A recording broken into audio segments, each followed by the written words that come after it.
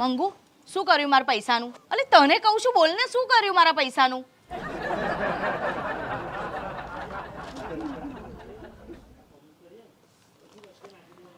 આજથી 6 મહિના માટે મારો મૌન વ્રત છે.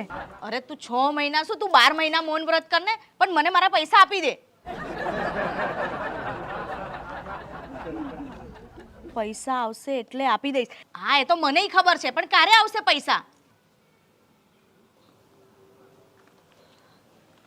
રોજ એકના એક સવાલ કરી તમારો અને મારો સમય બગાડશો નહીં. ના જોઈએ મોટી સમય બગાડવા વાળી. શું?